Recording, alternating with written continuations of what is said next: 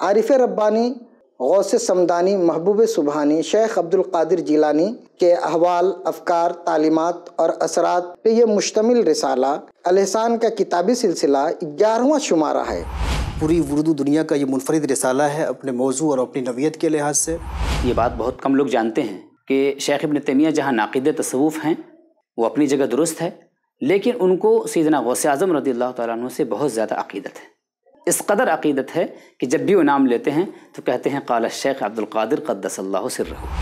بہت سارے غیر ذمہ دار قلمکاروں نے کسی سند اور کسی ریفرنس کے بغیر کرامتیں لکھتے چلے گئے۔ مقرروں نے تک ایسی کرامتیں بیان کر دی جس کا نہ کوئی سر، نہ کوئی پیر، نہ کوئی ریفرنس، نہ کوئی حوالہ۔ اس درمیان تو بعض لوگوں پہ ایسے بھی احوال طاری ہوئے کہ وہ لوگ کھانا ترک کر دیے، بعض لوگوں پہ تو گریہ جاری تھا، بہت سارے ان پر احوال پہ۔ محبوب سبحانی کی تعلیمات میں انسانی نفسیات کی رعایت، یعنی سائیکولوجی کے حوالے سے سیدنا غوث اعظم کے اقوال کی روشنی میں اس میں گفتگو کی گئی ہے۔ یقیناً یہ ایک ابتدائی کاوش ہے۔ جو غوث پاک کی عظمت کو قابل اعتنا نہیں سمجھتے، وہی سمجھتے ہیں بس یہ جاہل مقرروں کے غوث پاک ہیں۔ ان کے لیے اس میں دعوت فکر ہے کہ غوث پاک کی عظمت صرف جاہل مقرروں سے مت ناپیے، جن کو آپ سب سے بڑا اپنی نگاہ میں سمجھتے ہیں ان کی نگاہ سے دیکھیے تو بھی غوث پاک غوث اعظم ہی نظر آئیں گے۔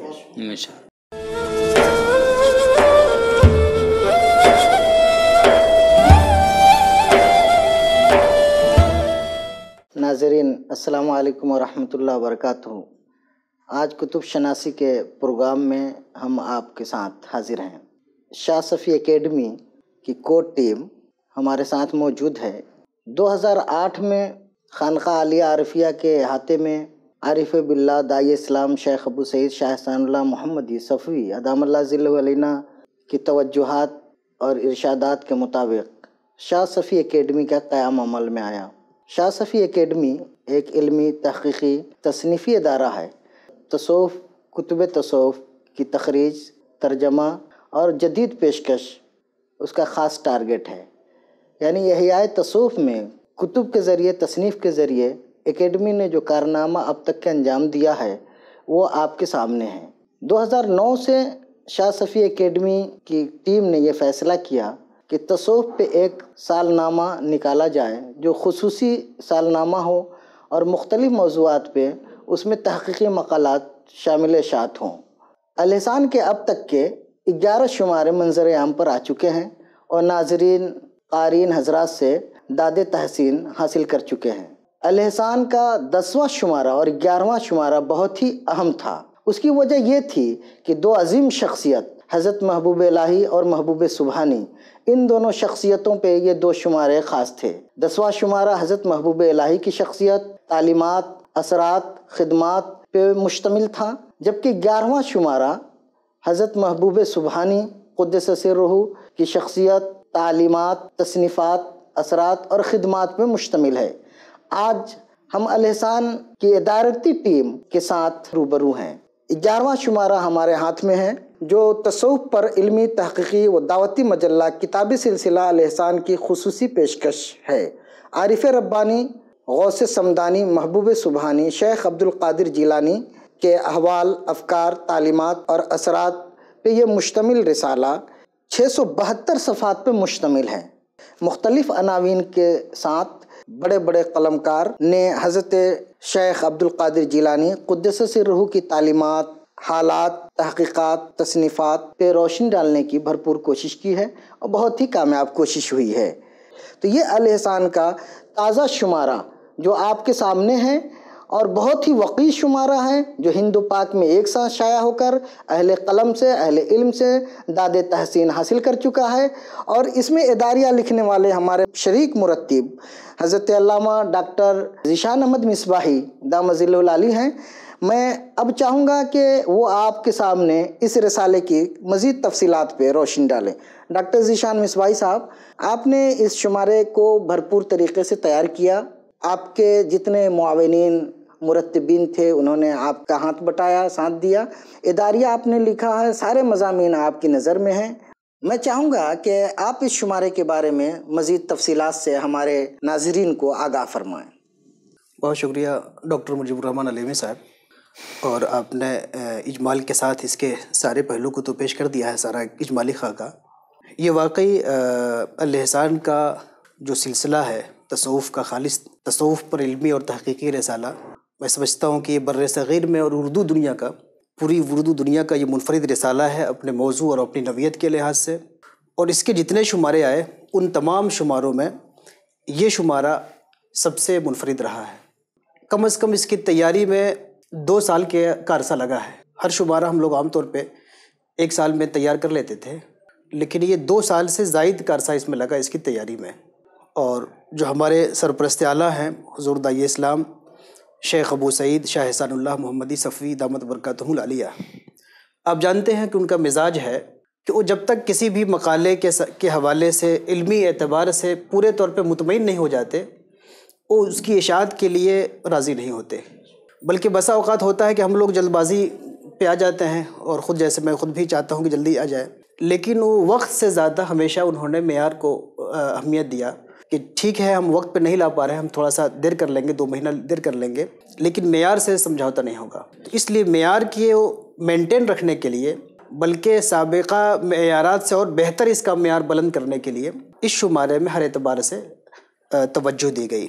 اس وجہ سے بھی توجہ دی گئی کہ سیدنا شیخ عبد القادر جیلانی رضی اللہ عنہ کی جو شخصیت ہے وہ پوری دنیا میں اور خاص طور پہ بر صغیر میں بڑی اہمیت، عظمت کی نگاہ سے دیکھی جاتی ہے۔ ان کا بڑا حلقہ اثر ہے، ان سے منسوب ہزاروں کی تعداد میں خانقاہیں ہیں اور لاکھوں کروڑوں لوگ ہیں جو ان سے وابستگی رکھتے ہیں۔ اور اب تو میں سمجھتا ہوں کہ ہندوستان میں جتنی خانقاہیں ہیں شاید کوئی خانقاہ ہو جس میں قادری نسبت نہ گئی ہو۔ خود آپ کا ایک مقالہ اس میں شامل ہے، خانقاہ عارفیہ کی جو ہے قادری جو نسبت ہے، ان نسبتوں کے حوالے سے آپ نے اس میں مقالہ لکھا ہے، خانقاہ عارفیہ میں قادری فیضان کے قادری فیضان، تو اس میں آپ نے 10 واسطے سے جو ہے قادری فیضان یعنی غوث پاک کا سلسلہ، غوث پاک کی نسبت خانقاہ عارفیہ کو حاصل ہے، تو 10 واسطوں سے صرف ایک خانقاہ کو حاصل ہے۔ اس طرح ہر خانقاہ میں کم و بیش یہ سلسلے پہنچے ہیں۔ غوث پاک کی جو ایک بڑی اہمیت ہے وہ یہ ہے کہ ان کے یہاں شریعت اور طریقت کا جو امتزاج نظر آتا ہے وہ غیر معمولی ہے۔ ان کی تعلیمات میں جو اثر انگیزی ہے، یہ اثر انگیزی غیر معمولی ہے، اور جیسا کہ ہمارے مرتبین نے، ہمارے محققین نے اپنے تاثرات بتائے کہ انہیں اس شمارے پہ کام کرنے کے دوران خود انہیں فیضان غوثیہ سے وافر حصہ ملا اور لوگ محظوظ ہوئے۔ اس کی وجہ یہ ہے کہ حضرت غوث پاک سیدنا عبد القادر جیلانی کے کلام میں ایک ایسا تنتنا ہے، ایک ایسا روب ہے، ایک جاہ و جلال ہے کہ آج پڑھیے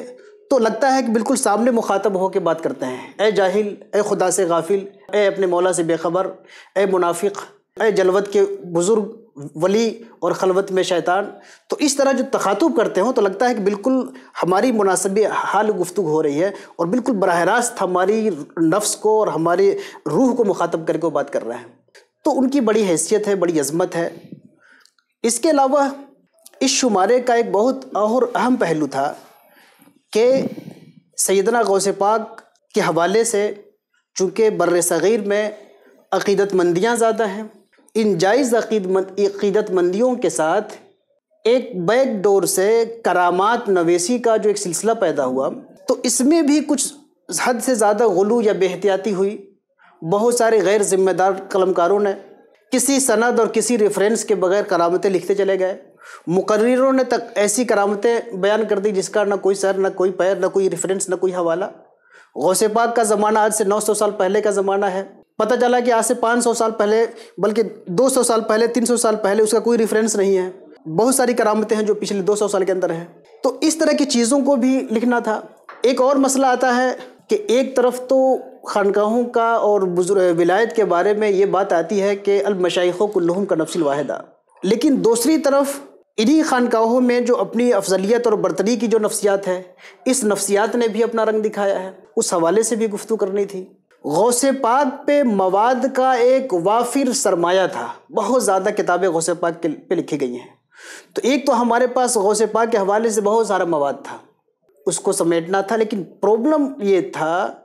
کہ ان کثیر کتابوں میں علمی اور تحقیقی منہج سے بے توجہی برتی گئی تھی، وہ تحقیقی منہج کو نہیں اپنایا گیا تھا۔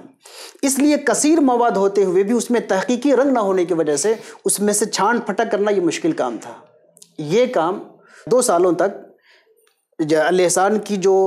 ٹیم ہے، ادارتی ٹیم ہے، اس کے علاوہ جو جامعہ عارفیہ کے جو اساتذہ ہیں، اس کے علاوہ جو الاحسان سے جڑے ہوئے اہل قلم ہیں ملک اور بیرون ملک کے، ان لوگوں نے اپنے اپنے طور پہ مختلف زاویوں سے محنت کی، اور یہ شمارہ ایک مبسوط رنگ و آہنگ کے ساتھ، ایک جامع رنگ و آہنگ کے ساتھ سامنے آیا۔ اگر میں اس کی خصوصیات کو اجمال کے ساتھ بیان کروں تو آپ یہ 11واں شمارہ ہے۔ ایک تو یہ کہ غوث پاک پہ آپ کو ہزاروں کتابوں کے بیچ اس کتاب میں جو ریسرچ میتھڈ کو جو اپلائی کیا گیا ہے، جو تحقیقی رنگ و آہنگ اس میں جو برتا گیا ہے، آپ کو غوث پاک پہ لکھی ہوئی کتابوں میں شاید دوسری جگہ آپ کو نہ ملے۔ یہ ایک اس کی بڑی انفرادیت ہے۔ دوسری چیز یہ ہے کہ اس میں غوث پاک سیدنا عبد القادر جیلانی رضی اللہ عنہ کے حوالے سے پوری عقیدت اور محبت اور خلوص کا رنگ آپ کو نظر آئے گا، لیکن ساتھ ہی عقیدت مندوں کے حوالے سے بہت سارے موضوعات ہیں جن موضوعات میں جہاں غلو کی آمیزش نظر آئی، یا ایسے موضوعات جو بڑے نازک ہیں، ان موضوعات پہ بڑی تنقیدی اور ذمہ دارانہ گفتگو کی گئی۔ مثال کے طور پہ اس میں سیدنا عبد القادر جیلانی رضی اللہ عنہ کا جو ایک مشہور مقولہ ہے، قدمی حاضی علی رقبت کل ولی اللہ، اس کی تفہیم اور تشریح کے حوالے سے کافی ابہام پایا جاتا ہے۔ اس ابہام کو جس تنقیدی اور تحقیقی بصیرت کے ساتھ ہمارے مولانا غلام مصطفیٰ اظہری صاحب نے کھولا ہے، یہ ایک بڑا کام ہے۔ میں سمجھتا ہوں کہ اس حوالے سے اب تک علمی رنگ میں اور تنقیدی رنگ میں کوئی کام نہیں ہوا تھا۔ یہ اس حوالے سے ایک نیا کام ہے جو اس شمارے میں موجود ہے۔ اس کے علاوہ یہ کہ ضخامت کی بھی ہم بات کریں، جو ظاہری داری اس کی ہے، تو ضخامت کے اعتبار سے بھی جیسا کہ آپ نے بتایا کہ 672 صفحات، اور بڑی سائز میں اتنی ضخیم کتاب جو ہے اردو میں سیدنا غوث پاک پہ میری نظر سے نہیں گزرا۔ تو میں سمجھتا ہوں کہ ضخامت کے اعتبار سے بھی اب تک کا حضرت غوث پاک پہ سب سے مبسوط کام ہے۔ اس کے علاوہ جو ہے چوتھی چیز یہ ہے کہ جو کتابیں غوث پاک پہ آپ کو ملیں گی وہ عام طور پہ کراماتی پہلو سے آپ کو ملیں گی، یا ان کی سوانحی پہلو سے ملے گی۔ اس میں کرامتی پہلو بھی ہے، اور کرامتی پہلو پہ بھی تفصیلی مقالہ میں سمجھتا ہوں کہ 60-70 صفحے کا مقالہ ہے، اور اسی طرح 60-70 صفحے کا مقالہ سوانحی مقالہ بھی ہے۔ سوانح بھی جس شرح و بسط کے ساتھ ڈاکٹر جہانگیر عالم مصباحی نے لکھا ہے، ایسی تفصیلی سوانح جو ہے آپ کو دوسری جگہ نہیں ملے گی۔ ایک تو تفصیل ہے، اور اس کے بعد تفصیل کے ساتھ تحقیق بھی اس میں ہے۔ اسی طرح کرامت پہ جو گفتگو کی ہے ناظم اشرف مصباحی صاحب نے، تو یہ بھی جو ہے سمجھیے کہ کرامت کے حوالے سے بڑی تحقیقی گفتگو ہے۔ لیکن اس کے علاوہ صرف کرامت اور سوانح پہ مبسوط نہیں رہا، بلکہ اس سیدنا غوث پاک کی شخصیت کے مختلف پہلو، ان کے افکار، ان کے عقائد، ان کی تعلیمات، ان کی کتابیں، ان کے اثرات، ان سے منسوب خانقاہ ہیں، اس طرح مختلف زاویوں سے ان کی شخصیت پر ایک مبسوط گفتگو کرنے کی کوشش کی گئی اور جامع گفتگو کرنے کی کوشش کی گئی، تاکہ حضرت غوث پاک کے حوالے سے حتی الامکان کوئی ضروری پہلو تشنہ نہ رہنے پائے۔ اسی طرح ایک پانچویں جو خصوصیت، اس کی بڑی خصوصیت ہے، وہ یہ ہے کہ اس کتاب کے اندر اتنی ضخامت کے باوجود، اور میں سمجھتا ہوں کہ منظومات کو اور مکتوبات کو چھوڑ دیں تو بھی 30 سے زائد مقالات ہیں۔ ان مقالات میں یہ 30 سے زائد جو مقالات ہیں، ان میں صرف نقل در نقل نہیں ہے، بلکہ اصالت ہے، اوریجنلٹی ہے۔ یہ اوریجنل ریسرچ ورک ہیں، سب نے اثر نو لکھا ہے، اور اپنی فکر اور اپنی بنیادوں پہ اور اپنے اصل مصادر و مراجع سے لکھا ہے۔ اس اعتبار سے دیکھیں گے کہ اصالت کے اعتبار سے بھی اس کی بڑی اہمیت ہے۔ اس کے علاوہ زبان و بیان جو اس رسالے کا ہے، یہ بھی سادہ ہے، عالمانہ ہے، علمی ہے، بہت پیچیدہ زبان نہیں ہے، بہت گاڑھی زبان نہیں ہے، قدیم زبان نہیں ہے۔ تو آج کی اردو جو رواں دواں اردو ہے، سہل اور شستہ اردو ہے، اس اردو میں بات کی گئی ہے جس کو ہر متوسط اردو دان طبقہ اس سے فیضیاب ہو سکتا ہے۔ پریزنٹیشن اس کا بڑا اعلیٰ ہے، آپ ہاتھ میں لیجئے تو لگتا ہے کہ کوئی کتاب آپ نے لے رکھی ہے۔ تو اس کی جو ظاہری پیشکش ہے، یہ پیشکش بھی بڑی جاذب نظر ہے۔ تو ظاہری جو پریزنٹیشن ہے اس کتاب کی، یہ بھی بڑی زبردست چیز ہے۔ اس کا ظاہر ہو باطن ہو، ہر اعتبار سے ظاہری پریزنٹیشن بھی اس کا بہت خوبصورت ہے۔ حضرت غوث پاک پہ میں سمجھتا ہوں کہ پہلی کتاب ہے یا پہلا کام ہے جس میں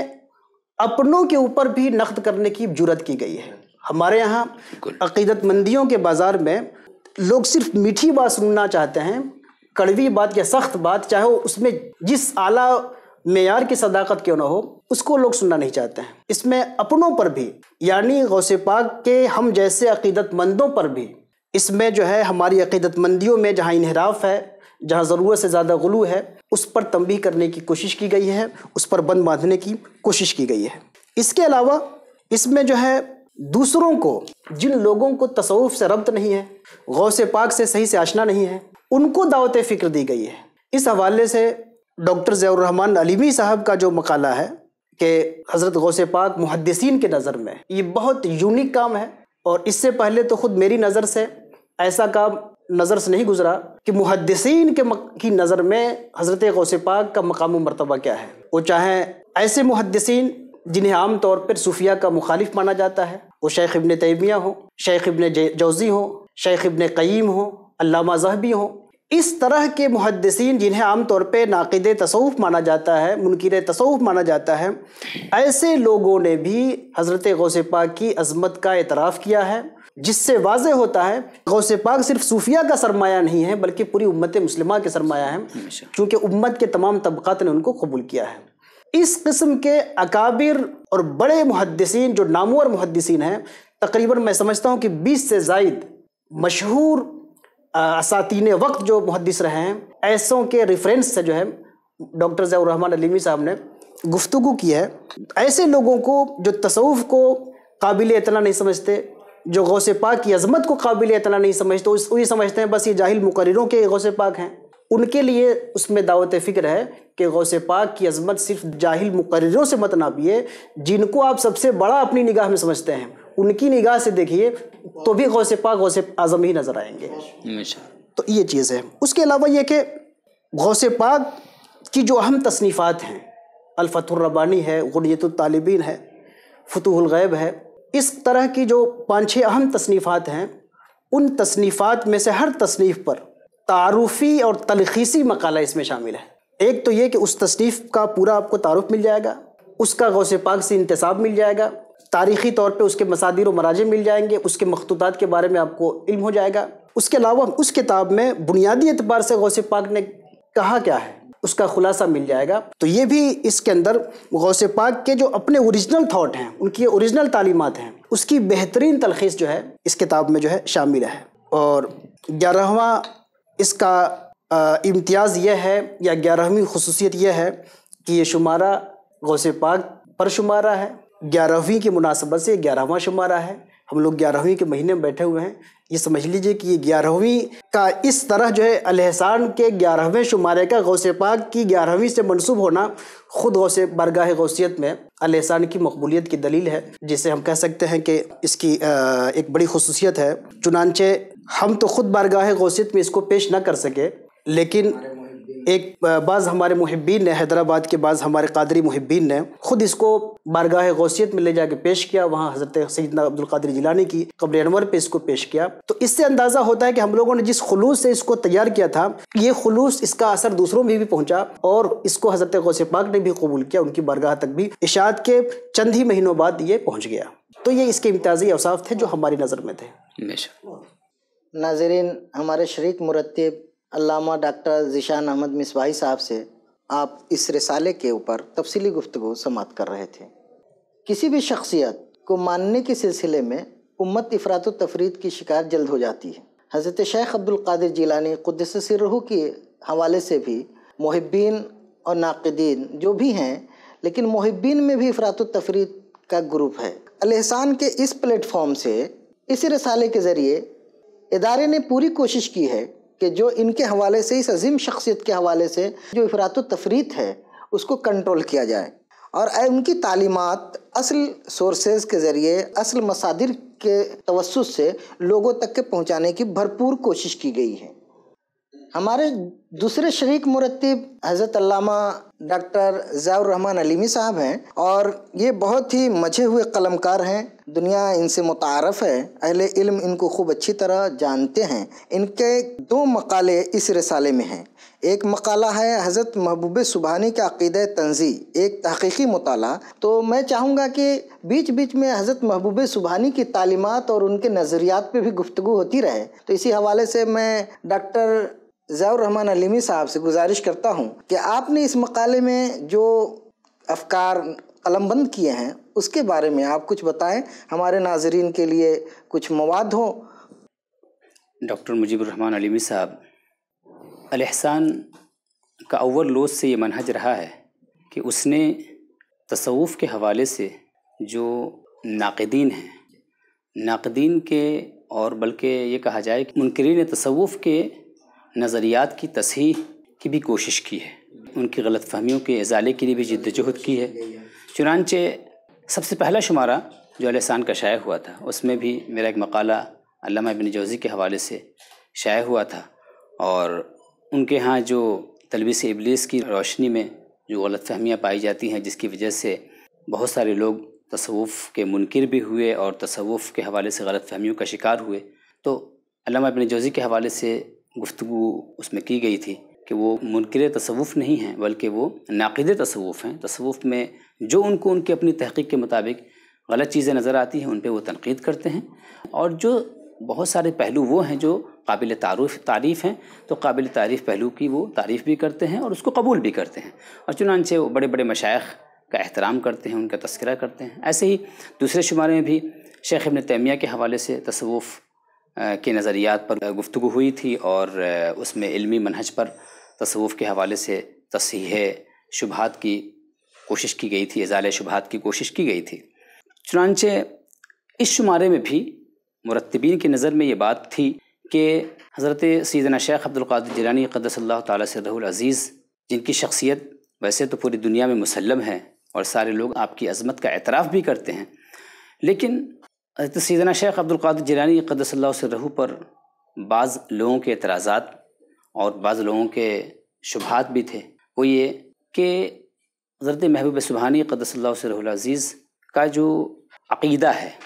सिफ़ात बारी ताला के हवाले से, ख़ुसूसन उन सिफ़ात के हवाले से जिनको के इस्तिलाही ज़बान में सिफ़ात मुतशाबिहा के नाम से जाना जाता है, तो सिफ़ात मुतशाबिहा के हवाले से उनका मौक़िफ़ दुरुस्त नहीं है। इस पर बाज़ लोगों के एतराज़ात थे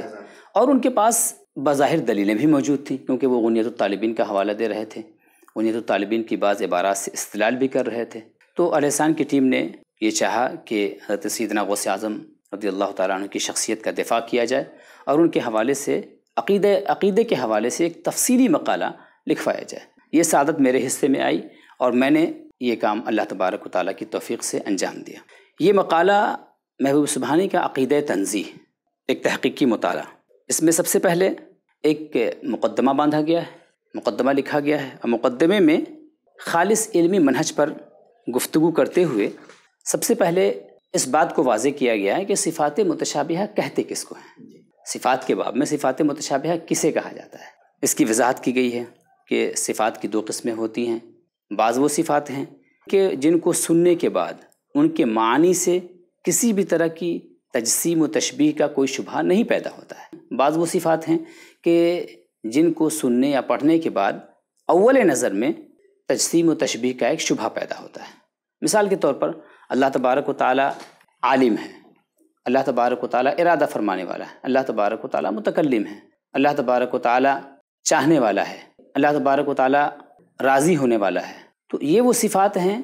कि जिनको सुनने के बाद, पढ़ने के बाद इंसानों के जहन में किसी तरह की तशबीह व तजसीम का शुबहा नहीं पैदा होता है अल्लाह तबारक व तआला के लिए। अल्लाह तबारक व तआला की ज़ात की न सिफ़ात की मुशाबहत किसी भी तौर पर इंसानों से या इंसानी सिफ़ात से लाजिम नहीं आती है, लेकिन बाज़ वो सिफ़ात हैं कि जिनको सुनने के बाद तजसीम का शुबहा फ़ौरन पैदा होता है। मिसाल के तौर पर कुरान करीम में अल्लाह ने फरमाया कि यदुल्लाह वजहुल्लाह, इस तरह अल्लाह तबारक व तआला आसमान दुनिया से नुज़ूल फरमाता है। तो इस तरह की जो सिफ़ात हैं उन सिफ़ात को सिफ़ात मुतशाबिहा के नाम से जाना जाता है। चुनांचे सिफ़ात मुतशाबिहा से क्या मुराद है इस पर तफसीली गुफ्तगू की गई اور اس کے بعد پھر صفات متشابہہ کے حوالے سے اہل حق کے کتنے مناہج ہیں ان مناہج کا تذکرہ کیا گیا ہے۔ اس میں سب سے پہلے محدثین کا منہج، اشاعرہ و ماتریدیہ کا منہج، حنابلہ کا منہج، اس کے بعد پھر تفصیلی طور پر محدثین کے منہج پہ گفتگو کی گئی ہے اور ڈائریکٹ سورس سے بات کی گئی ہے، ڈائریکٹ مصدر سے، اصل مصدر سے بات کی گئی ہے۔ اشاعرہ و ماتریدیہ کا منہج کیا ہے اس پر گفتگو کی گئی، اور پھر اس کے بعد آگے چل کر کے منہج تفویض و تعویل کے مختلف رجحانات پر بھی گفتگو کی گئی۔ یعنی اشاعرہ و ماتریدیہ کے ہاں جو تفویض و تعویل کا منہج ہے، یعنی ایک منہج تو یہ ہے کہ ہم اس طرح کی صفات متشابہہ کو اللہ تبارک و تعالیٰ کے حوالے کر دیں گے اور ان آیات و احادیث پر ہم ایمان رکھیں گے۔ دوسرا منہج اشاعرہ و ماتریدیہ کا یہ ہے کہ اس میں ایسی تعویل کریں گے جو تعویل صحیح ہو، یعنی عربی زبان کے لحاظ سے، عربی زبان کے استعمالات کے لحاظ سے وہ تعویل درست ہو۔ یہ دونوں مناہج اہل سنت کے مناہج ہیں، اہل حق کے مناہج میں سے ہیں۔ مناہج تعویل و تفویض میں بھی مختلف رجحانات ہیں، مختلف میلانات ہیں، ان تمام پر بھی تفصیل کے ساتھ گفتگو کی گئی ہے۔ اور اس کے بعد خاص طور سے حنابلہ کے منہج پر گفتگو کی گئی ہے۔ حنابلہ کے منہج پر خاص طور سے اس لیے گفتگو کی گئی ہے چونکہ سیدنا غوث اعظم رضی اللہ تعالیٰ عنہ کی شخصیت کا تعلق حنابلہ سے ہے، آپ حنابلہ کے امام ہیں، حنابلہ کی عظیم ترین شخصیات میں آپ کا شمار ہوتا ہے، تو اس لیے حنابلہ کے منہج پر گفتگو کی گئی۔ اور حنابلہ کے منہج پر گفتگو کرتے ہوئے سب سے پہلے امام احمد بن حنبل رضی اللہ تعالیٰ عنہ کی شخصیت کے حوالے سے، صفات متشابہہ کے حوالے سے کیا ان کا عقیدہ ہے، اس عقیدے پر گفتگو نقل کی گئی ہے۔ اور اس کے بعد امام احمد بن حنبل کے ہاں عقیدہ تنزیہ مکمل پورے حسن و جمال کے ساتھ ثابت ہے، ذرہ برابر ان کے عقیدے میں کہیں سے کسی طرح کی کسی تجسیم و تشبیہ کا کوئی شبہ نہیں ہے، اس پر بھی تفصیل کے ساتھ گفتگو کی گئی ہے۔ اور اس کے بعد پھر سیدنا غوث اعظم رضی اللہ تعالیٰ عنہ کی شخصیت پر گفتگو کرتے ہوئے ان کے عقیدہ تنزیہ پر گفتگو کی گئی ہے، اور ان کی جو کتابیں ہیں، ڈائریکٹ کتابیں ہیں، مثلا غنیۃ الطالبین، فتوح الغیب اور اس طرح کی آپ کی جو دوسری کتابیں ہیں، ان کتابوں کی روشنی میں ان عبارات کو نقل کر کے پہلے آپ کے عقیدہ تنزیہ کو ثابت کیا گیا ہے، تاکہ عقیدہ تنزیہ جب کلیئر ہو جائے گا تو اب اس کے بعد جب وہ عبارتیں پیش کی جائیں گی جن عبارتوں پر اعتراضات ہیں، تو پھر ان اعتراضات کو سمجھنے میں بھی آسانی ہوگی اور پھر ان کو سمجھانے میں بھی ہمیں آسانی ہوگی۔ چنانچہ سیدنا غوث اعظم رضی اللہ تعالیٰ عنہ کے حوالے سے عقیدہ تنزیہ پر تفصیلی گفتگو کی گئی، فتوح الغیب سے عبارت نقل کی گئی ہے، اور اس طرح کی کئی کتابوں سے عبارتیں، خود غنیۃ الطالبین سے بھی تنزیہ پر دلائل نقل کیے گئے ہیں۔ جو بھی ذیلی عناوین کے تحت جتنی بھی گفتگو ہوئی ہے، ہر گفتگو کے اخیر میں اس ذیلی عناوین سے جو حاصل بحث ہے اس کو ذکر کر دیا گیا ہے، تاکہ اس عنوان کے تحت جو بحث ہے وہ بحث لوگوں کے سامنے آ جائے، قارئین کے سامنے آ جائے۔ اس کے بعد غنیۃ الطالبین میں مذکور صفات متشابہہ کے عقیدے ایک عنوان قائم کیا گیا ہے، اور سیدنا غوث اعظم رضی اللہ تعالیٰ عنہ کے حوالے سے صفات متشابہہ کے حوالے سے ان کا عقیدہ کیا ہے، مثلا استواء علی العرش کے حوالے سے ان کا عقیدہ کیا ہے، صفت علو، اللہ تبارک و تعالیٰ صفت علو کے ساتھ متصف ہے تو اس کا معنی کیا ہے، اس حوالے سے گفتگو کی گئی ہے، اور اس پر ان کی عبارتیں غنیۃ الطالبین سے نقل کی گئی ہیں تاکہ وہ تمام عبارات قارئین کی نظر میں آ جائیں جن عبارات کو بیس بنا کر کے ان کے عقیدے پر اعتراض کیا گیا ہے۔ خلاصہ یہ ہے کہ سیدنا غوث اعظم رضی اللہ تعالیٰ عنہ کے حوالے سے صفات متشابہہ کے عقیدے پر تفصیلی عبارتیں ان کی کتابوں سے نقل کی گئی ہیں، اور ان کے عقیدے کو بہت وضاحت کے ساتھ بیان کیا گیا ہے کہ ان کی کتاب سے صفات متشابہہ کے حوالے سے ان کا کیا عقیدہ سامنے آتا ہے۔ اور اس کے بعد پھر ان علماء کی گفتگو پر تنقید کی گئی ہے اور ان کی گفتگو کا تجزیہ کیا گیا ہے، جن علماء نے سیدنا غوث اعظم رضی اللہ تعالیٰ عنہ کی بیان کردہ عبارتوں سے صفات متشابہہ کے حوالے سے جو انہوں نے نتائج اخذ کیے تھے، ان نتائج پر تنقید کی گئی ہے۔ مثلا شیخ ابن تیمیہ، انہوں نے فتاوی ابن تیمیہ میں سیدنا غوث اعظم رضی اللہ تعالیٰ عنہ کے حوالے سے صفات متشابہہ کے عقیدے کا تذکرہ کیا، اور انہوں نے یہ تأثر دینے کی کوشش کی، انہوں نے اور ان کے شاگردوں نے بھی یہ تأثر دینے کی کوشش کی، گویا سیدنا غوث اعظم رضی اللہ تعالیٰ عنہ کا جو عقیدہ ہے وہ عقیدہ دراصل ان کے عقیدے کے مطابق ہے، اور جو اشاعرہ و ماتریدیہ کا جو عقیدہ ہے، اشاعرہ و ماتریدیہ کے وہ خلاف ہیں، یہ تأثر دینے کی کوشش کی، اور گویا وہ یہ بتانا چاہ رہے تھے کہ کہیں نہ کہیں جو عقیدہ ہے ان کا عقیدہ تنزیہ جو ان کا ہے، وہ عقیدہ تنزیہ اور یا صفات متشابہ کے حوالے سے جو ان کا عقیدہ ہے وہ عقیدہ ہمارے منہج کے مطابق ہے۔ اسی لیے اس کے بعد ان حضرات کی گفتگو کو ان کے ڈائریکٹ سورس سے نقل کیا گیا، اور نقل کرنے کے بعد اس پر تنقید کی گئی، اور اس کے اندر جو کمیاں تھیں ان کمیوں کو بھی واضح کیا گیا ہے علمی انداز میں۔ اور اس کے بعد اشاعرہ سے محبوب سبحانی کے اختلاف کی نوعیت کیسی ہے، کیا واقعی بالکلیہ اختلاف نہیں ہے ان کا اشاعرہ سے؟ تو اشاعرہ سے ان کا اختلاف ہے، چونکہ وہ حنبلی ہیں، اور حنابلہ فروعات میں اشاعرہ سے اور منہج عقیدہ میں تھوڑا سا ان کا اختلاف فروعی و جزوی اختلاف ہے۔ تو اختلاف کو تسلیم کرتے ہوئے اس بات کو ثابت کیا گیا ہے کہ سیدنا غوث اعظم کا اشاعرہ سے کوئی اصولی اختلاف نہیں ہے، بلکہ جو بھی اختلاف ہے وہ فروعی اختلاف ہے۔ اس پر گفتگو کی گئی، اور ساتھ ہی ساتھ یہ بھی بتایا گیا کہ اصولی اشتراکات بھی ہیں، چنانچہ ایک عنوان قائم کیا گیا، اشاعرہ اور محبوب سبحانی کے عقیدے میں اشتراکات، تو اشتراکات کو بھی واضح کیا گیا۔ اس کے بعد ایک اور اہم چیز یہ ہے کہ اس پر بھی ایک مفصل بحث کی گئی ہے کہ سیدنا غوث اعظم رضی اللہ تعالیٰ عنہ کی جن عبارتوں کو لے کر بعض علماء نے ان کے غلط معنی اخذ کرنے کی کوشش کی، تو اس حوالے سے کیا یہ سوال آج کا ہے، یا سیدنا غوث اعظم رضی اللہ تعالیٰ عنہ پر یہ سوال بہت پہلے ہوا تھا؟ یہ سوال سب سے پہلے کب ہوا؟ سیدنا غوث اعظم کے عقیدہ صفات پر سب سے پہلے ایک سوال کب ہوا؟ اس کی جڑ کو، اس کی اصل کو تلاش کرنے کی کوشش کی گئی، اور وہاں سے پھر علماء نے اس زمانے سے لے کر آج تک کیا جوابات دیے، اس پر بھی ایک اجمالی اور سرسری گفتگو کی گئی ہے تحقیقی انداز میں، کہ سب سے پہلے سیدنا غوث اعظم رضی اللہ تعالیٰ عنہ کے عقیدہ صفات کے حوالے سے سلطان العلماء عز الدین ابن عبدالسلام سے سوال کیا گیا، اور ان سے پوچھا گیا کہ سیدنا غوث اعظم رضی اللہ تعالیٰ عنہ کیا جہت کا عقیدہ رکھتے ہیں اللہ تعالیٰ کے لیے، کہ اللہ تبارک و تعالیٰ کسی جہت میں ہے؟ یہ سوال سب سے پہلے ان سے ہوا تھا، اور سیدنا غوث اعظم کے اس عقیدے پر سلطان العلماء نے خود بھی بڑی حیرت کا اظہار کیا تھا کہ سیدنا غوث اعظم جیسی جلیل القدر شخصیت کیسے اللہ تبارک و تعالیٰ کے لیے جہت کا عقیدہ رکھ سکتی ہے۔ ظاہر سی بات ہے کہ اس زمانے میں ذرائع علم محدود تھے، اور اصل کتابوں تک رسائی آسان نہیں تھی، اس لیے انہوں نے ان پر کوئی منفی یا مثبت کوئی اپنی تنقید ذکر نہیں کی، انہوں نے خاموشی اختیار کی اور بس اپنی حیرت کا اظہار کیا۔ لیکن ان کے بعد پھر علماء نے کیا کہا، خود عز الدین ابن عبدالسلام نے بھی ایک جواب دیا تھا، وہ جواب بھی نقل کیا گیا ہے۔ انہوں نے یہ جواب دیا تھا سمپل سا کہ لازم المذہب لیس بمذہب، کہ ان کی بعض عبارات سے اللہ تبارک و تعالیٰ کے لیے جہت ہونے کا عقیدہ لازم آتا ہے،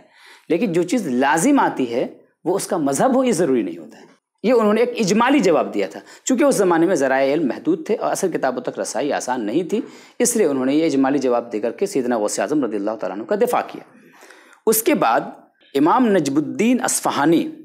جو کہ امام شاذلی کے خلیفہ اجل حضرت سیدنا ابو العباس مرسی کے خلیفہ ہیں اور امام یافعی کے ہم زمانہ بزرگ ہیں، انہوں نے سیدنا غوث اعظم رضی اللہ تعالیٰ عنہ کا دفاع کیا تھا، اور انہوں نے شدت کے ساتھ آپ کی جانب جو عقیدہ جہت کو منسوب کیا گیا ہے اس چیز کو رد کیا تھا۔ اس جواب کو بھی نقل کیا گیا کہ علامہ نجم الدین اصفہانی نے، امام نجم الدین اصفہانی نے کیا گفتگو کی، انہوں نے اس بات کی صراحت کی کہ آپ نے یہ ابتدائی زمانے میں آپ کا عقیدہ تھا، لیکن بعد میں آپ نے اس عقیدے سے رجوع کر لیا تھا۔ اس کے علاوہ امام یافعی کے حوالے سے بھی گفتگو کی گئی، امام شعرانی کے حوالے سے گفتگو کی گئی، علامہ ابن حجر حیتمی کے حوالے سے گفتگو کی گئی، اور اس طریقے سے اور بھی ضمنی طور پر بعض علماء کے اقوال اس میں نقل کیے گئے ہیں۔ خلاصہ کلام کے طور پر پوری بحث کا ایک خلاصہ نقل کیا گیا ہے، اور اس بحث میں اس بات کو واضح کیا گیا ہے کہ یہ پوری بحث اس نتیجے تک پہنچاتی ہے کہ سیدنا غوث اعظم رضی اللہ تعالیٰ عنہ کا عقیدہ تنزیہ بالکل واضح ہے، اور آپ کے ہاں کہیں سے بھی تشبیہ و تجسیم کا کوئی شائبہ نہیں پایا جاتا ہے، اور سیدنا غوث اعظم رضی اللہ تعالیٰ عنہ کے عقیدہ تنزیہ کو سمجھنے کے لیے ضروری ہے کہ آپ صرف ایک مقام سے عبارت کو اٹھا کر کے سمجھنے کی کوشش نہ کریں، بلکہ انہوں نے عقیدے کے باب میں جہاں جہاں گفتگو کی ہے ان تمام عبارتوں کو اکٹھا کیجئے، اور اکٹھا کرنے کے بعد پھر ان کا عقیدہ آپ ثابت کرنے کی کوشش کیجئے، تبھی جا کر کے آپ صحیح نتیجے تک پہنچ سکتے ہیں، ورنہ آپ صحیح نتیجے تک نہیں پہنچ سکتے ہیں۔ یہ ایک جو سیدنا غوث اعظم رضی اللہ تعالیٰ عنہ کی شخصیت کی دفاع کی ایک چھوٹی سی کاوش تھی، اور سیدنا غوث اعظم رضی اللہ تعالیٰ عنہ کی عظمتوں کو لوگوں تک صحیح انداز سے پہنچانے کی ایک ادنا کاوش تھی۔ اس کے علاوہ اور بھی ہمارے اس الاحسان کے اندر بہت سارے علماء نے سیدنا غوث اعظم رضی اللہ تعالیٰ عنہ کی شخصیت کو اجاگر کرنے کی اور ان کی عظمتوں کو بیان کرنے کی کوشش کی ہے۔ چنانچہ اس میں ایک مقالہ شامل ہے مولانا ناصر رامپوری صاحب کا۔ شاید یہ بات بہت کم لوگ جانتے ہیں کہ شیخ ابن تیمیہ جہاں ناقد تصوف ہیں وہ اپنی جگہ درست ہے، لیکن ان کو سیدنا غوث اعظم رضی اللہ تعالیٰ عنہ سے بہت زیادہ عقیدت ہے۔ اس قدر عقیدت ہے کہ جب بھی وہ نام لیتے ہیں تو کہتے ہیں قال الشیخ عبد القادر قدس اللہ سرہ۔ اور ان سے ایک جگہ سوال بھی ہوا کہ کیا مشائخ میں اپنے زمانے میں سب سے ممتاز سیدنا غوث اعظم کی شخصیت تھی؟ تو انہوں نے کہا کہ ایسا ہو سکتا ہے، اس کا انہوں نے انکار نہیں کیا۔ اور ان کی محبت کا اندازہ اس سے بھی لگایا جا سکتا ہے کہ ان سے سیدنا غوث اعظم رضی اللہ تعالیٰ عنہ کی بعض عبارات کے حوالے سے سوال ہوا، تو ان عبارات کی انہوں نے شرح کی، اس پر گفتگو کی، اور وہ عبارتیں ایسی ہیں کہ اگر وہ کسی اور صوفی کے حوالے سے وہ عبارت ان تک پہنچتی تو یقینی طور پر اس صوفی کی وہ تدلیل کر چکے ہوتے اور اس پر جو ہے نہ جانے کیا کیا کہہ چکے ہوتے۔ یوں ہی انہوں نے فتوح الغیب کے بعض مبہم کلمات کی شرح کی اور اس پر اب ایک تفصیلی گفتگو کی، تقریباً 50 صفحات پر مشتمل وہ گفتگو ہے۔ اسی گفتگو کو بیس بناتے ہوئے مولانا ناصر رامپوری صاحب نے سیدنا غوث اعظم رضی اللہ تعالیٰ عنہ کے حوالے سے اس کتاب کے اندر گفتگو کی ہے، اور شیخ ابن تیمیہ نے جو گفتگو کی ہے سیدنا غوث اعظم کی فتوح الغیب کی عبارات کی روشنی میں، اس میں اگر کوئی کہیں کمی تھی تو اس پر انہوں نے بہت علمی انداز میں تنقید بھی کی ہے اور علمی پہلوؤں کو اجاگر بھی کیا ہے اس کتاب کے اندر۔ اس کتاب کے اندر ایک مقالہ مجھے اور بھی بہت اہم لگا، مجھے لگتا ہے کہ سیدنا غوث اعظم کی شخصیت میں وہ ایک پہلو بھی لائق مطالعہ ہے اور اس پر مزید ریسرچ آگے بڑھنا چاہیے۔ سیدنا غوث اعظم رضی اللہ تعالیٰ عنہ کی شخصیت کے حوالے سے ایک مقالہ اس میں شامل ہے، محبوب سبحانی کی تعلیمات میں انسانی نفسیات کی رعایت، یعنی سائیکولوجی کے حوالے سے سیدنا غوث اعظم کے اقوال کی روشنی میں اس میں گفتگو کی گئی ہے۔ یقیناً یہ ایک ابتدائی کاوش ہے، لیکن یہ ابتدائی کاوش بعد والوں کے لیے بہت مشعل راہ ہو سکتی ہے اور ان کے لیے بہت روشنی عطا کرنے والی ہو سکتی ہے۔ اس کے علاوہ اس میں میرا ایک دوسرا مضمون محدثین کے حوالے سے، جس کا تعارف علامہ ڈاکٹر ذیشان محمد مصباحی صاحب نے کرا دیا ہے، اور اس کا بھی مقصد وہی تھا۔ مقصد یہ تھا کہ لوگوں کے سامنے یہ واضح کیا جائے کہ سیدنا غوث اعظم صرف جاہلوں کے غوث اعظم نہیں ہیں، بلکہ وہ تو فقہا کے غوث اعظم ہیں، وہ تو محدثین کے غوث اعظم ہیں، وہ تو کبار ائمہ کے غوث اعظم ہیں، اور ان کی شخصیت ایسی شخصیت ہے کہ جن کے بارے میں کبار محدثین اس بات کا تواتر کے ساتھ اس عبارت کو نقل کر رہے ہیں کہ جس قدر کرامتیں ان سے ثابت ہیں تواتر کے ساتھ، اس قدر کرامتیں تواتر کے ساتھ کسی سے ثابت نہیں ہیں۔ تو یقینی طور پر یہ الاحسان ٹیم کی جانب سے سیدنا غوث اعظم رضی اللہ تعالیٰ عنہ کی بارگاہ میں خراج عقیدت کی ایک اپنی سی کوشش ہے، بہترین کوشش ہے یقینی طور پر۔ بہت شکریہ۔ ہمارے علامہ ضیاء الرحمن علیمی صاحب نے اپنے مقالے میں ان حضرات پہ گفتگو تو کی ہی جن لوگوں نے غوث پاک قدس سرہ کی تعلیمات سے مثبت انداز میں مثبت باتیں لی، لیکن ان حضرات کی بھی انہوں نے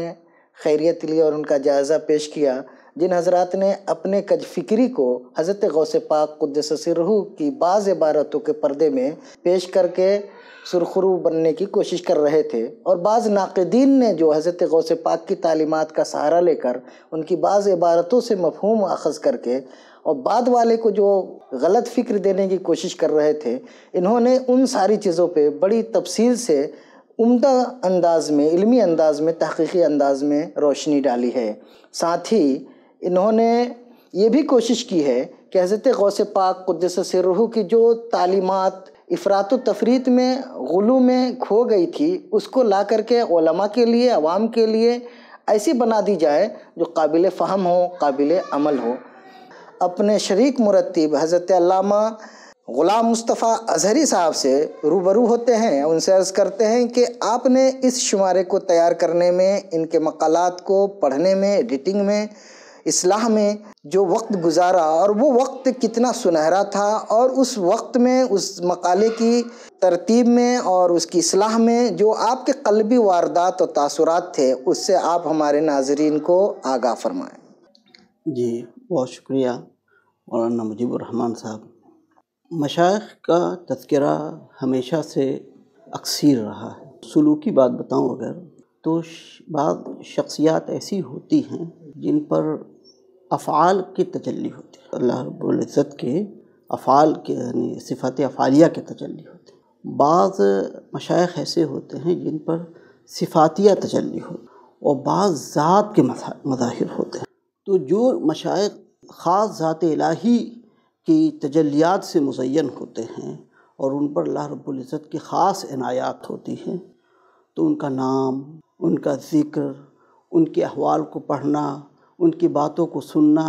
ان کے اڑوس پڑوس، ان کے گرد و نواح، ہر ایک تذکرے میں ایک ایسی لذت ہوتی ہے، ایک ایسی ایمان اور عرفانی کیفیت ہوتی ہے جس کا اندازہ نہیں لگایا جا سکتا۔ اور غوث پاک کا کیا کہنا کہ آپ جو ہے سلوک اور عرفان میں اعلیٰ معیار پہ آپ فائز تھے، اس کی کوئی جو ہے تعبیر نہیں کی جا سکتی ہے۔ تو اب اس اعتبار سے حضور غوث پاک کی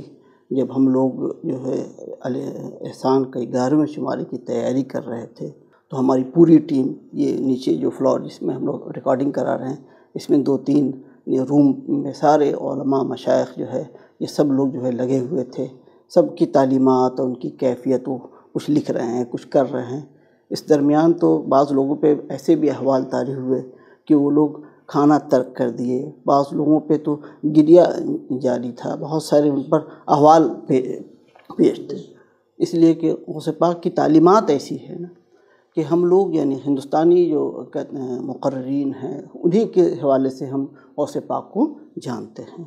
اور مشائخ نے بھی غوث پاک کی تعلیمات کو بطور تعلیمات عام کرنے کے بجائے ہم لوگ جو ہے توشہ کے فاتحہ، ٹھیک ہے، 11ویں شریف کا فاتحہ، 11 دیگ، یہ گویا کہ غوث پاک جو ہے اللہ رب العزت تک پہنچانے کے لیے نہیں بلکہ دنیا کو ہمیں دینے کے لیے آئے تھے، اس طرح ہم لوگوں کو تعارف کرا کے رکھا گیا تھا۔ جب ہم لوگ اس ریسرچ میں داخل ہوئے تو ہمیں لگا کہ واقعی غوث پاک کی تعلیمات ایسی ہے، ایسی ان کی توجہات ہے اور ایسے ان کے ارشادات ہیں کہ اگر کوئی شخص ان کے سامنے بیٹھ کر کے سن لے گا تو اسی وقت اس کی کیفیت ایسی دوچار ہو جائے گی کہ وہ یقیناً اپنے آپ کو اللہ رب العزت کے سامنے پیش کرنے کے لیے ہر طرح سے تیار ہو جائے گا، اور اپنے نفس کو مارنے کے لیے اور شیطان کے مکر سے اپنے آپ کو بچانے کے لیے پورے طور پر جو ہے تیار ہو جائے گا۔ جس طرح کے مصائب و آلام اس راہ میں پیش آئیں لیکن اللہ رب العزت کی رضا حاصل کرنے کے لیے وہ مکمل ہمہ جہت تیار ہو جائے گا۔ یہ اس طرح کے ان کے ارشادات ہیں، خلوت کے ارشادات، جلوت کے ارشادات، علمی تحقیقی بنیادیں، سب کچھ ان کی شخصیات کے اندر پروئی ہوئی ہے۔ عام طور پہ مشائخ کے ہاں جو متاخرین مشائخ ہیں، ایک ہے یعنی کہہ لیے یا دوسرے تیسرے گریڈ کے جو مشائخ ہوتے ہیں، ان لوگوں کے ہاں سلوک کو طے کرانے کے جو طریقے ہوتے ہیں اس میں چلہ ہوتا ہے، اس کے اندر ورد و وظائف بہت ہوتے ہیں اور فاقہ کشی، اس طرح کی بہت ساری چیزیں ہوتی ہیں۔ لیکن جو کبار مشائخ ہوتے ہیں ان کبار مشائخ کی خصوصیت یہ ہوتی ہے کہ وہ صرف اپنی ارشادات سے اور اپنی توجہات سے سالک کو عارف باللہ بنا دیتے ہیں۔ میں اس کو حضور کہتے ہیں دونوں شخصیتیں حضرت محبوب سبحانی اور محبوب الہی، ان دونوں شخصیتوں کو میں اسی طرح سے دیکھتا ہوں کہ انہوں نے بہت زیادہ جو ہے چیزوں پر زور دینے کے بجائے نفس کی مخالفت، اللہ کی رضا کے لیے سب کچھ قربان کرنے، اپنی جلوت و خلوت سب کو ایک کرنے کی طرف ترغیب، یہ ایسی چیز ہے کہ انسان جو ہے اگر صرف اپنے آپ سے اپنے قلب کی تجلیہ پر، اپنے تصفیہ پر توجہ دینے والی چیز ہے، اور یہ ایسی چیز ہے کہ جو فوری طور پر اللہ تک ان بندے کو لے کے چلی جاتی ہے۔ کہتے ہیں دوسرے جو روٹ ہیں، ٹھیک ہے، اس روٹ میں ہو سکتا ہے کہ کشف و کرامات کہیں زیادہ دکھ جائے، ہو سکتا ہے کہ اس روٹ میں عجائبات کچھ زیادہ دکھ جائیں، لیکن یہ سارے حجابات بنتے رہیں گے بارگاہ الہی تک، عرفان الہی تک حاصل کرنے کے لیے۔ میں اگر یہ بات کہوں تو شاید بہت مبالغہ نہ ہوگا کہ ہمارے شیخ حضور داعی اسلام ادامت اللہ علینا بھی اسی منہج پر، تصوف کے اسی منہج کو، غوث پاک، غوث سمدانی اور محبوب الہی، انہی دونوں کے منہج کو جمع کر کے اپنی شخصیت کے اندر جمع کر کے اور اپنی تعلیمات کے اندر جمع کر کے خانقاہ عارفیہ اور جامعہ عارفیہ کو یہاں پر فروغ دے رہے ہیں، اس کو آگے بڑھا رہے ہیں۔ یہاں پر ایسی چیز نہیں ہے پرانے قدیم جو کہتے ہیں لوگوں کے ہاں، وہ ساری چیزوں کو الگ کر کے صرف اپنی توجہات اور تعلیمات سے علماء کو، محبین کو، سالکین اور طالبین کو عارف باللہ بنا رہے ہیں، ان کے اندر اللہ رب العزت کی محبت ڈال رہے ہیں، ان کا عرفان انہیں عطا کر رہے ہیں۔ تو یہ جو شخصیات ہوتی ہیں بڑی جو شخصیات جو محقق شخصیات ہوتی ہیں، مقلد نہیں ہوتی ہیں، سلوک میں ان کو کہہ سکتے ہیں کہ یہ محقق ہیں، صرف فقہی اور کہتے ہیں کلامی گفتگو نہیں کر رہا ہوں، یعنی عرفان میں جو محقق ہوتے ہیں، یہ ایسی شخصیات ہیں کہ ان کی کلام کے اندر ایسی تاثیرات ہوتی ہیں۔ بعض لوگ جو ہے غوث پاک کی کرامات پر بہت زیادہ فوکس کرتے ہیں، مولانا ناظم اشرف صاحب نے اس پر بہت زیادہ جو ہے کہ تفصیلی مواد جمع کیا ہے دونوں طرف سے۔ اس میں دو باتیں بہت اہم انہوں نے کی ہے کہ ایک طرف تو ناقدین جو تصوف کے ناقدین ہیں انہوں نے غوث پاک کی خاص کرامات کو ٹارگٹ کیا ہے اور ان کو کہا ہے کہ یہ ناقابل فہم ہے۔ اسی طرح سے اپنے لوگوں کو جو لوگ کرامتیں گڑھ گھڑ کے کرامتوں ہی میں لگے ہوئے، ان دونوں کا بیلنس بنا کر کے یہ کہ کرامتیں حق ہے، کرامتیں متواتر ہے غوث پاک کی اور تمام صوفیہ کے یہاں کرامتیں ہیں، ٹھیک ہے، اس پر کوئی اعتراض نہیں ہے، لیکن یہ کہ کرامت ہی مکمل دین نہیں ہے، ٹھیک ہے، دین اس کے آگے ہے۔ اس پر بہت فوکس کیا ہے اور بہت اچھی گفتگو کی ہے، واقعی وہ مقالہ جو ہے پڑھنے کے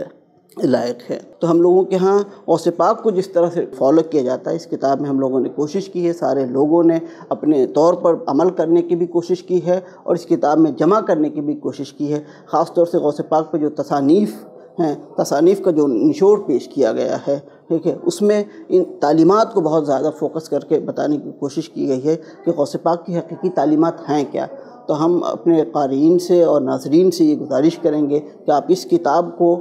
بالواسطہ اور حقیقت یہ ہے کہ ان کی کتاب کا ڈائریکٹ مطالعہ کریں، کیونکہ اصل تعلیمات وہ نہیں ہے کہ غوث پاک کا آپ نام لیں، بس اصل یہ ہے کہ آپ غوث پاک کی تعلیمات کو اپنے اوپر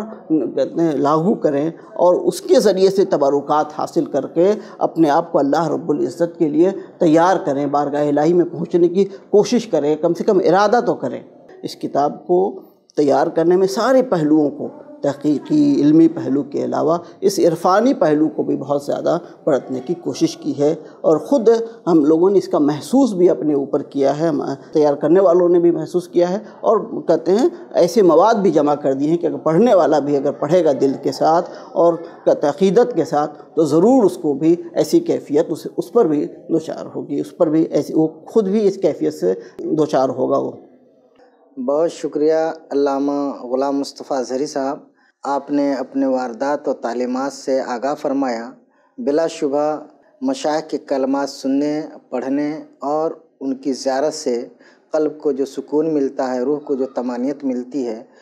وہ قابل بیان نہیں بلکہ وہ تو چکھنے سے تعلق رکھتا ہے۔ جس نے چکھا ہوگا وہی اس کو جانتا ہوگا، ورنہ زبان سے اس کو بیان نہیں کیا جا سکتا۔ مشائخ کے کلمات اور ملفوظات اور خاص طور سے اس شمارے کے تیار کرنے کے درمیان جو قلبی واردات تھے اور جو جذب کیفیت کے احوال گزرے ہیں ہمارے مرتبین معاونین پر، وہ بڑی قیمتی چیز تھی، وہ نعمت ہے اللہ کی طرف سے۔ اور کہا گیا ہے کہ جذبۃ من جذبات اللہ خیر من عبادت الثقلین،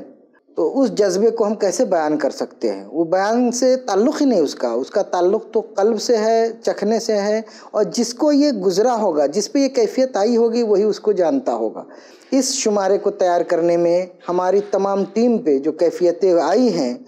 وہ اللہ کی خاص نعمت تھی، اور اس شمارے کو جن جن حضرات نے پڑھا ہے، مطالعے میں رکھا ہے، ان لوگوں نے بھی اپنے تاثرات جو دیے ہیں وہ بھی بہت عمدہ ہیں، بہت مفید ہیں، اصلاح قلب کے حوالے سے، تطہیر باطن کے حوالے سے۔ بلا شبہ یہ کتاب ایک عمدہ کتاب ہے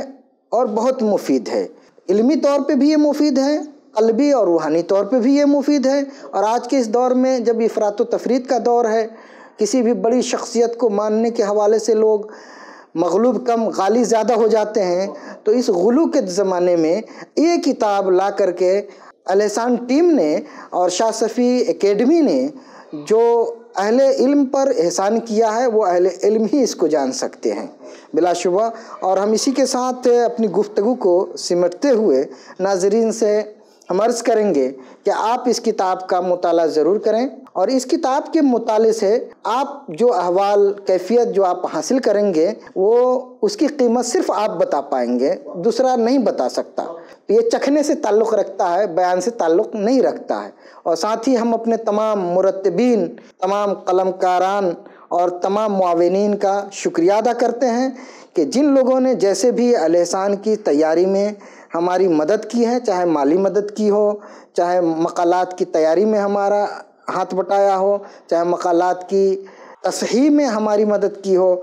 وہ ان سبھی حضرات کے ہم دل سے شکر گزار ہیں۔ اور قابل ذکر ہیں ہمارے مفتی آفتاب رشک مصباحی، مولانا اصغر علی مصباحی اور مولانا علی عثمانی ازہری۔ ان تینوں حضرات نے اس رسالے کی تیاری میں خاص طور سے ہمارے ساتھ دوش بدوش وہ حاضر رہے اور ہر قدم پہ انہوں نے اپنی مدد، علمی مدد ہمیں پہنچائی ہے۔